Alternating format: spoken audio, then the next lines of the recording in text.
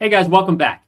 Well, today was the final trading day for the second quarter. In fact, it was the final closing bell for the first half of 2026. And we have just witnessed a historic decoupling that many retail investors are still completely misinterpreting. We know for the past two years that Wall Street has rewarded companies building AI software. Today, something very different is happening in the market. Capital is actively rotating to the companies that own the AI physical infrastructure. This doesn't just represent another semiconductor rally, though. It represents a total transfer in pricing power in the market. And the mainstream media today was screaming that tech is in trouble because the Mag 7 companies have bled roughly $2.3 trillion in market value this month alone. Let me pull up that article. I want to walk through it and show you that. It was investing.com. You can see the title is exactly that. Mag 7 stocks lose $2.3 trillion in June. Of course, we all know the Mag 7. It includes Microsoft, Nvidia, Google, Apple, Meta, Tesla, as well as Amazon. We know that these companies, they are investing billions of dollars on chip purchases, data center construction to support their artificial intelligence services. But a portion of this investment from these companies is through debt. And that's why they're being scrutinized right now. That's why they have lost over $2.3 trillion in market value in this month alone. We see that Microsoft fell by 20% in June. Nvidia declined by approximately 13%. Apple and Amazon also lost roughly 8% during the month. Now, if we compare that to the semiconductor index, the Philadelphia Semiconductor Index, we could see that it rose by 6% this month. And that index includes companies like TSMC, Micron, ASML, and others. It has gained more than 90% this year compared to the 3.4% decline for the Mag 7 overall. So this is showing us just the separation in the market right now. The hardware layer is significantly outperforming. While mega cap software and internet giants collapsed under the weight of the debt-funded infrastructure spending, we see the hardware companies completely operating differently. The memory tax is compressing mega cap software margins, and that cash is being directly funded onto the balance sheets of the hardware providers. So who actually wins if software margins compress while memory pricing remains tight? First of all, we know memory suppliers like Micron, Samsung, and SK Hynix, they are winning, guys. We see it in their performance. We see it in the pricing power they have. We've seen it in the returns they have given us over the past year. But also we have to look at the enterprise storage companies and the flash drives like SanDisk, Western Digital, and Seagate. They're also winning in this environment. And also with the third piece will be the equipment companies that are building out this capacity, the picks and shovels overall, the ASMLs, the Applied Materials, the Lam Research, and many other companies that are just performing so well in the marketplace right now. Money isn't disappearing from the market.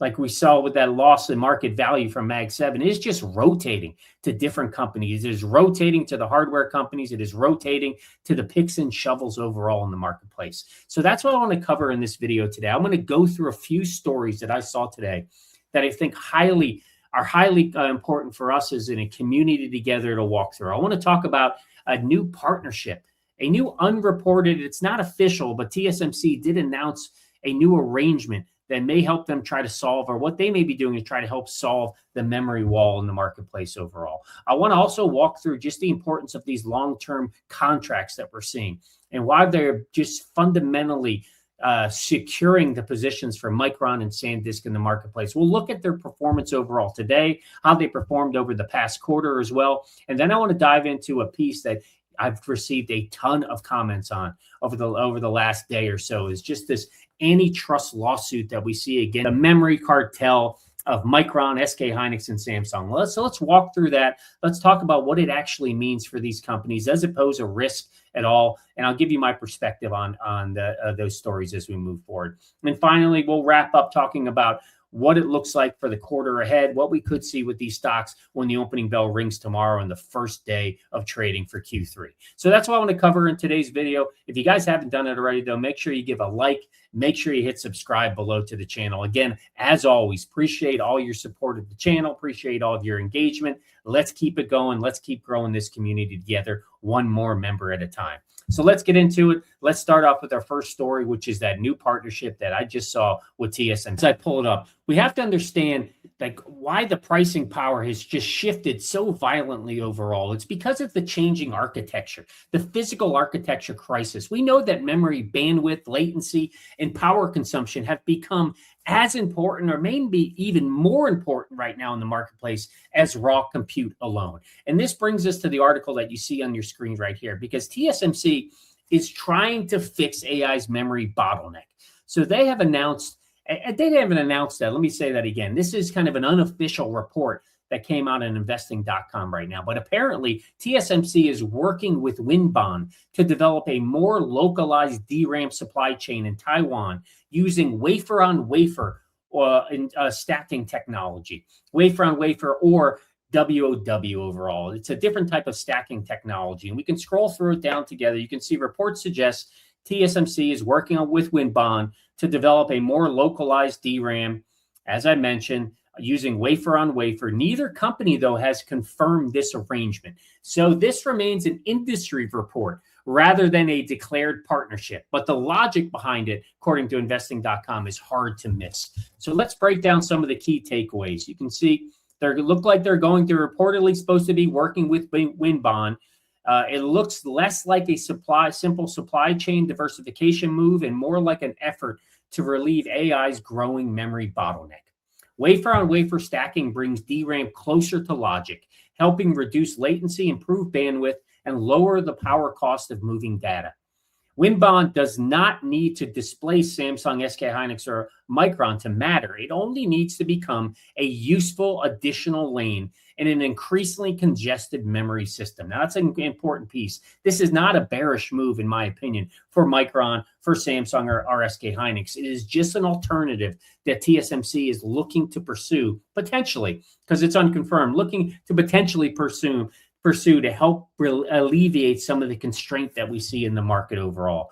If we scroll down here, you can see they have not confirmed it, but basically wafer-on-wafer technology uses hybrid bonding to stack memory wafers directly with logic wafers. This creates an extremely dense set of copper interconnects, shortening the distance data needs to travel and potentially improving bandwidth, lowering latency, and reducing power consumption. So in plain English, as the article says, this is an attempt to clear the traffic jam. So skeptics will claim, there's no question about it, that TSMC, if they build a custom local pipeline with Winbond, that it'll threaten or displace the market share of Micron or SanDisk or any of the other SK Hynix or Samsung. However, I think that completely misreads the tape or misreads the market overall, because Winbond, as the article says, does not need to displace the high bandwidth memory player leaders to matter. It simply acts as an additional lane in an increasingly choked system. The big three have shifted up to 80% of their advanced manufacturing focus towards ultra high bandwidth memory for cloud data operators or cloud data centers, starving the rest of the market of specialized memory. So TSMC's potential move here with Winbond and the cube architecture that they have is a customized solution that is targeted towards the edge AI, so smartphones, PCs, consumer hardware. It's leaving that multi-billion-dollar cloud HBM monopolies entirely intact, though. We'll have to see how this continues to play out as we move forward. Will TSMC actually announce this partnership with Winbond? Will it have any impact on the stocks like Micron moving forward? Will analysts and investors see this as more of a kind of bearish sign for the stock? In my opinion, though, as the article calls out, this is not a bearish sign. It's just helping to alleviate a constraint that we do see in the market, and it's maintaining that bullish sector of HBM totally intact for Micron and the other two. But let's look at how this hardware scarcity actually translated into raw financial performance today. If we look at Micron, we could see that they had a fairly strong day. They were positive today, so I'll put that as a strong day. The stock got up to an intraday high of just about 1170, just under that 1168. It closed at 1153. Up about $8, just under 1%. We see in the after hours, we're seeing another $4 to $4.50 added on overall. But I want to draw our attention to kind of the quarterly change, since this is the kind of end of the second quarter. So let's take a look and see how Micron and the other members of the Memory Titans actually performed in Q2. So I'm going to change this drop down from 1-day performance to a 3-month performance overall. And you can see, I mean, we had a strong quarter across the board for the NASDAQ 100 for many of the tech stocks that we follow overall. But I want to draw your attention to Micron. Now, right in the middle there, you can see 258, we'll call it a 260% return. Now, if you look around the board, there's not many companies, if there's any, that have outpaced it. Maybe SanDisk over here. We see SanDisk had a 297% return, almost a 300% return across the quarter. We see Western Digital was up by 154%. Seagate was up by 166%. So clearly these companies were driving the sector overall, driving the NASDAQ 100 in Q2. Fabulous quarter across the board. Let's see if we can continue that rally into the Q3 as well. Because we know the primary concern for all of us as memory investors is just the fear that this performance we see will eventually fade, because we're still, many people, not myself, probably not many of you on the channel, but many people are still stuck in the old boom bust cycle. That mentality, that cyclical mentality that we have seen with this sector. It wasn't very long ago, back in, I think, in 2023, where we saw that supply glut that just dropped these companies. So that's not that many years back. Still, many of us probably feel the pain of 2023 with the memory sector overall, but I'm telling you, this sector is different now. It's going to perform differently, but that is what's holding back many of our thinking. And when we see these types of articles come across the Wall Street Journal, where it says Samsung and SK Hynix will spend $520 billion on chip plants in South Korea, we get that fear all over again. Even though these will take years to produce, to see any types of outcomes. And we went through the article where they clearly said this will not be a concern for the sector. This will not impact demand at all. We're moving from data centers into inference, into edge. Ultimately, robotics and memory demand will be strong out to 2030 overall. Many analysts have laid that out. But I think what this article is missing is just how it's fundamentally changed with the structural evolution of long-term agreements now. If you look at top gainers today, SanDisk was ahead of ASML, put up $222 today, 11%. Very strong performance on really high volume for the company overall. You can see AMD also had a big day. But part of the reason we're seeing this drive, and why I think what many analysts or many retail investors fear with the boom bust cycle, and why they continue to think about that, is because they're forgetting these long-term contracts now. The strategic customer agreements are the long-term agreements as well. Well, this is part of the reason we saw SanDisk jump today, because you saw Bernstein triple their target based on these contracts.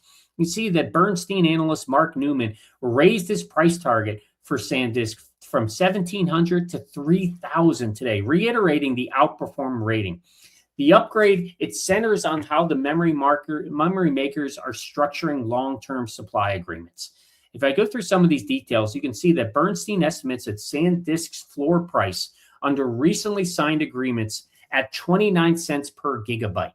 It's in line with second quarter 2026 average selling prices. The firm also raised its base case estimates for $243 for fiscal 2027 and $227 for 2028 for their earnings per share. The bull case estimates go to $350 and $400 respectively for those years.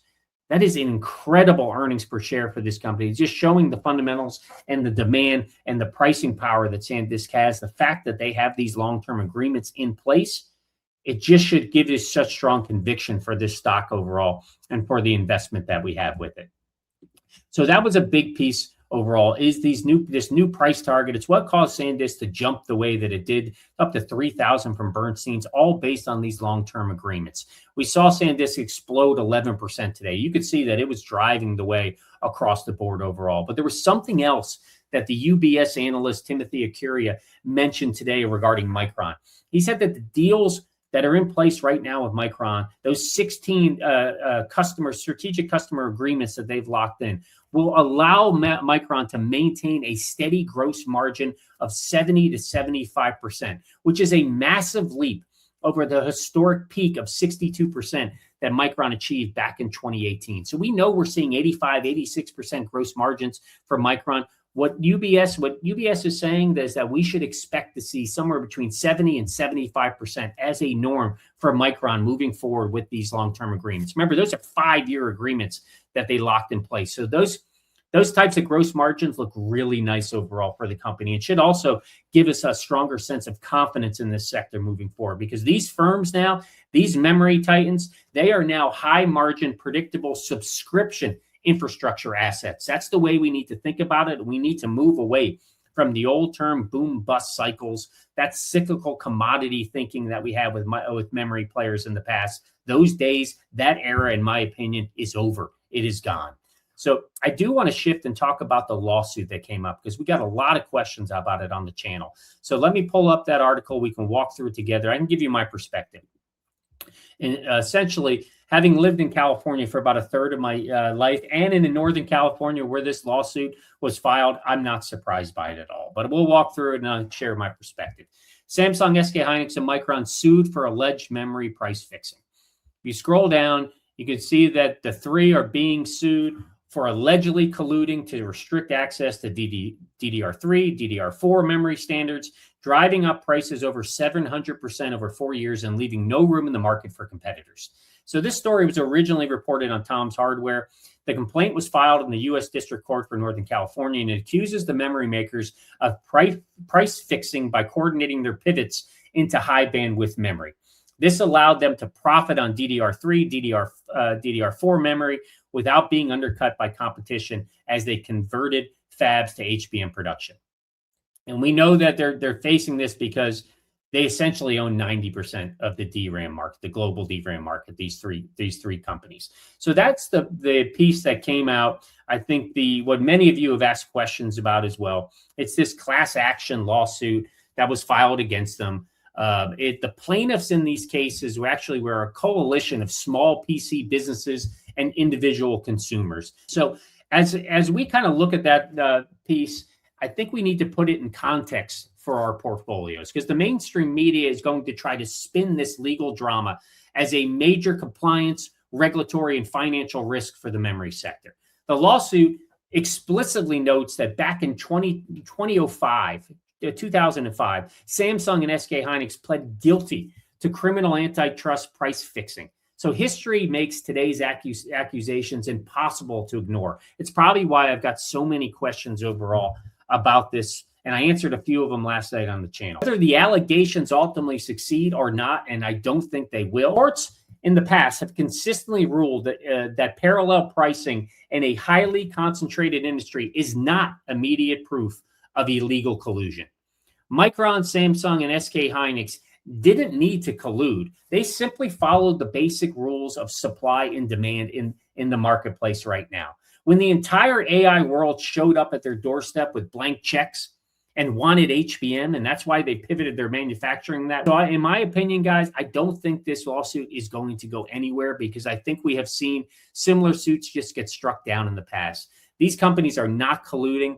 They're following basic supply and demand in the marketplace right now and delivering what is needed most for the data centers. Those companies are driving higher pricing. They're delivering more profit. And of course, Micron, SK Hynix, and Samsung are completely in their own power to shift their business to meet the demand in the marketplace. So we'll see where it goes, but I did want to cover it and give you my perspective overall. I just don't think that this lawsuit will go anywhere. I think in my professional opinion, it will completely fall flat. So what is the forward-looking playbook as we flip the calendar to the second half of the year tomorrow morning? In the immediate short term, watch the tape tomorrow, July 1st, the first day of the third quarter. This is when retirement contributions, target date funds, and systematic strategies reload at the start of a new quarter. Given the record index weight that we see right now for these chip giants, for the memory giants overall, automated capital is mathematically compelled to flow into these top names, providing a strong short-term liquidity tailwind. Longer term, the path of the Federal Reserve policy under the new chair adds a critical variable, as any surprise hikes could accelerate institutional de-risking and stretch positions. But when we position ourselves for the second half, keep the core thesis in focus. The companies buying the AI infrastructure still have to prove that they'll earn an attractive return on the billions of dollars they are spending. The companies selling the critical memory and storage needed to build it already are demonstrating the immense pricing power of today. The picks and shovels are going to win in the second half of this year as well. That is the pivotal distinction that I continue to watch on the tape, and I'll continue to report on this channel each and every day for you guys. So that's the end of the video today. I hope you enjoyed the quick update, and I'll see you guys in the next video. Have a great night.